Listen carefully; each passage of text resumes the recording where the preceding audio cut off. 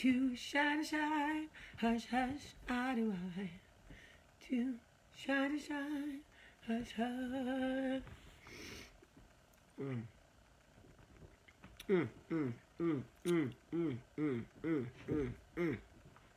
Oh, sorry, buddy. Eat your bone, eat your bone, eat your bone.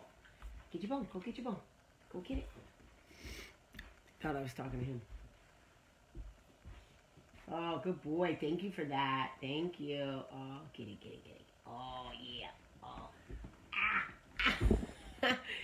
Pulled me off the chair. He's so strong.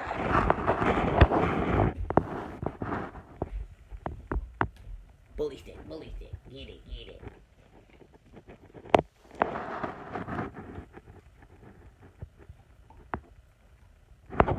So cute. I just love him so much. Good morning, everybody, and welcome to Coffee Talk. It is Saturday morning, and I am your host. Who's somebody really beautiful. Can't think of anyone, so you're stuck with me. It's me, Jamie. It's Jamie again, guys. I was going to try to give you someone different, but it's just me. It's Jamie. Just Jamie. Happy Saturday, everybody. Couple of things. So, yesterday, we went to my son's soccer game, or futsal, as it's called, futsal. And I witnessed another child, having an asthma attack. I have to tell you guys something. I have never seen anyone have an asthma attack before. Of course, I know what asthma is, right? But I've never seen anyone have an asthma attack. Good morning, Roger. This little girl is playing on soccer, and all of a sudden, I'm standing next to her mom. All of a sudden, she turns around and faces her mom. And she puts her hand up, which I'm assuming is their signal, right? And I see her, when I tell you, sheer panic on her face, like terror almost. So I thought she must have broken her hand or hurt her hand, because you know when children cry and they're not breathing, like if you were to break your hand, you would, that suck in cry.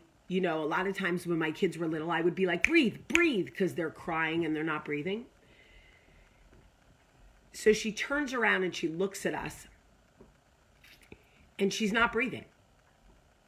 So I go, oh my God, I think she really hurt her hand. And her mom's like, it's not her hand. Takes off running.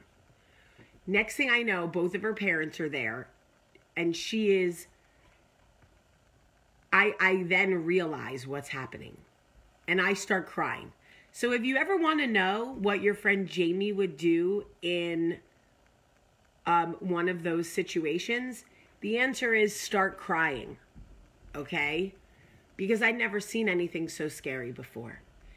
And the dad put a regular inhaler in her mouth and sprayed it twice. And I waited, and I saw her look at her dad and go, meaning it's not working. I'm telling you, I had a fucking full-on heart attack watching this kid. I swear, the whole thing was 3 minutes. 3 minutes. It felt like an eternity to me, and I'm not even this kid's parent, okay? So the dad pulls out the big guns. It looks like a bong or some shit. It had a thing like this, and it was attached to a long thing, and he put the whole mask over her face, and he was, and she was, so finally, I see her this go to this. And he was like, you're okay. You're okay. Look at me. Breathe. Big. I want to see big, deep breaths, right? And so, you know what's interesting is the dad was really like, and the mom was standing off a little bit to the side watching, because I think moms, not all, but this one, we tend to come from a place of emotion and, you know, a little bit more panic than dads. Anyway, she ended up being fine. She didn't play anymore in the game, and the color came back to her face. And y'all, I said, you know what? That just took 10 years off my life. I am not equipped. To all of you parents who have children that have real asthma, like I need the big guns type stuff, my metaphorical hat is off to you, because holy crap, it was so scary. And when people are like, oh, it's just asthma, don't ever say that. I may have said that in my life. I don't know. Like, I don't know if I ever said that, but I may have. Y'all, don't ever say it's just asthma. It was the scariest thing I ever saw. Like, I wish that she had fallen and broken her hand. That would have been easier for me to deal with. The kid can't breathe thing? No. No parent should ever have to watch their child gasping for air. Are you freaking kidding me?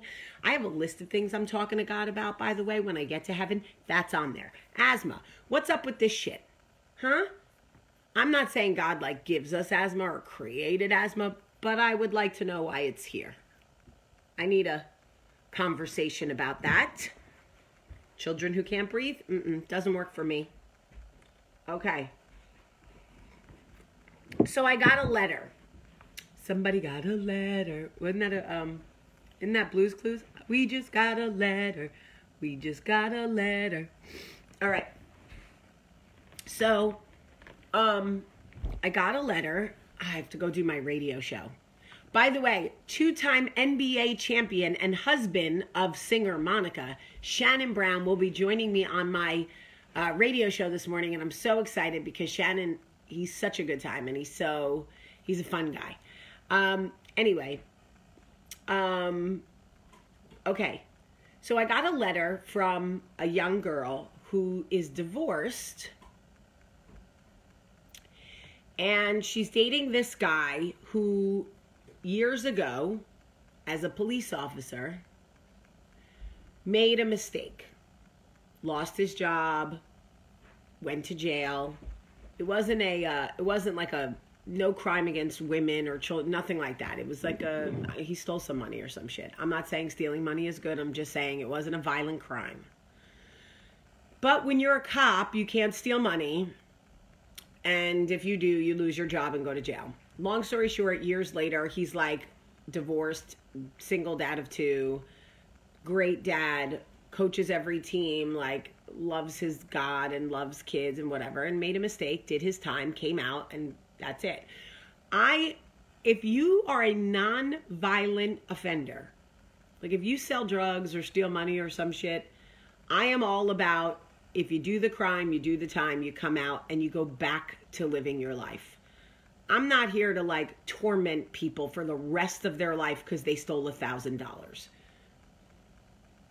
Okay, so this girl is dating this guy. Her ex-husband found out that this man, as a police officer, you know, stole some money and went to jail, came out, blah, blah, blah. All right. Her question is, my ex-husband is prepared to make my life miserable, talking about why would I ever date a felon, and he's not going to let his children around a felon. Now, first of all, let's not throw that word around, felon. It's a little dramatic, okay? He stole some money, okay? He didn't rape a kindergartner, okay?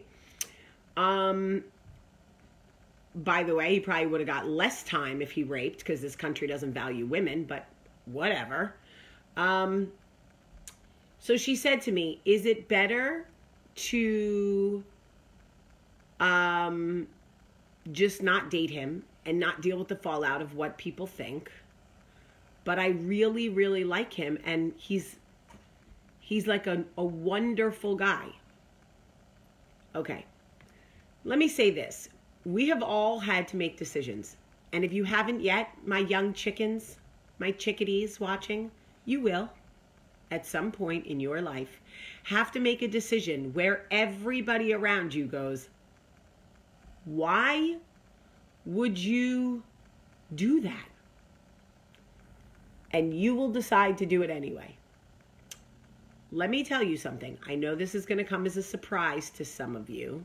Okay, Ellen, okay, I know rape doesn't just happen to women. I know. I apologize. It happens to men too. We can get into that conversation another time. I would just like to go back and say this country doesn't value women, but anyway. Okay. When I was dating Michael and I made the decision to marry him and move to Alabama, okay?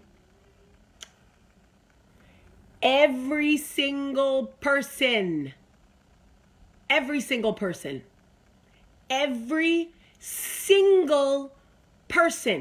there wasn't one person, not my mother, not my sister, not a friend, not a frickin' fellow white woman in the candle aisle at Target. No one thought it was a good idea for me to leave Los Angeles, move to Alabama, and marry a white man. Because I never dated white men. Ever. And everybody said to me, what are you doing? You will be miserable. You're from Jersey. You'll never survive in Alabama. They won't accept you. You're Jewish. Really, what are you going to do in Alabama? Jamie, you're not going to be happy with a white man long term. Blah, blah, blah, blah, blah. I heard, and don't think I didn't, by the way, don't think that I didn't take all of everybody's comments and concerns into consideration. I certainly did think to myself, am I crazy? Can I be happy in Alabama? Do they even know what a Jewish person is? I didn't know. I didn't know anything about Alabama. Can I be happy with a white person? I don't know. It's not that I didn't take what they were saying into consideration, but I decided to make the decision that I believed was best for my life and that would make me happiest long term.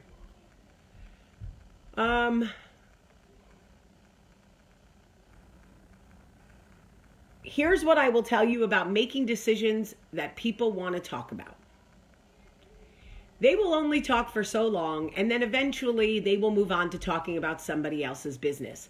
Just like the news cycle when I was a publicist and one of my clients would get caught, having sex in a bathroom or falling down drunk outside of an airport. I would say, hey, it feels bad now because everyone's talking about it, but in a few days, they'll be talking about somebody else.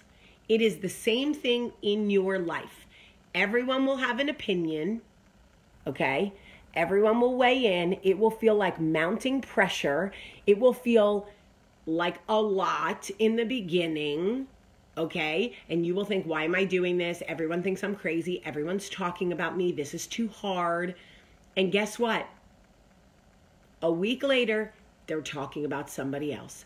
That is the news cycle. You are not important enough, no offense, for people to still be talking to you after a news cycle, because we are a generation of people who like things in bites and they like to keep it going.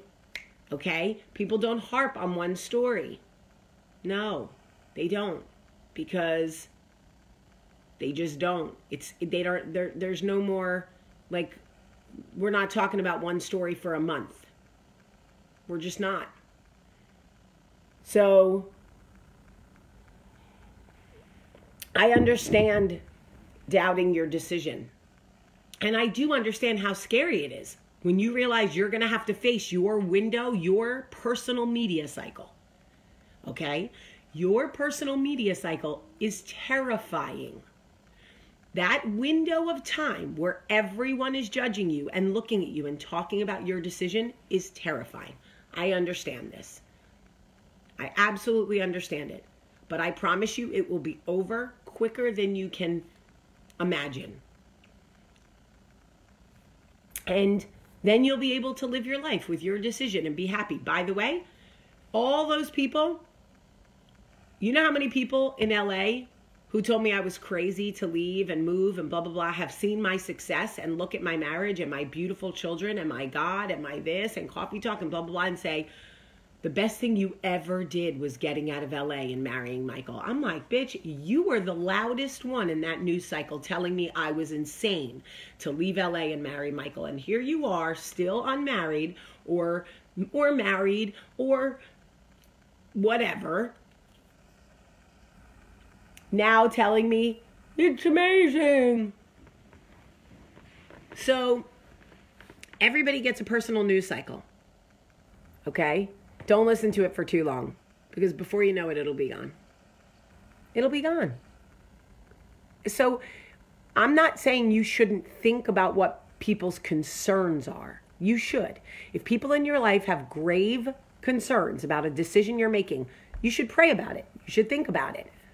I'm not saying ignore everybody. I'm just saying make the decision you want to make and know that your personal news cycle will be terrifying. And then it'll be over. And you'll just go about your life. Go about your life. All right, I have to get ready to go do my news show. It's not a news show. I don't know why I said that. Radio show. That's right, Cap. Captain Lee said it only lasts till the next episode. Ain't that the damn truth, Cap? Whew, Lord. I love you guys so much. Cap, you know I love you. Cap and I are dating, guys. Just so you know, he's the only other white man I would date. He's the other white meat. I love you guys. Have a great, great day.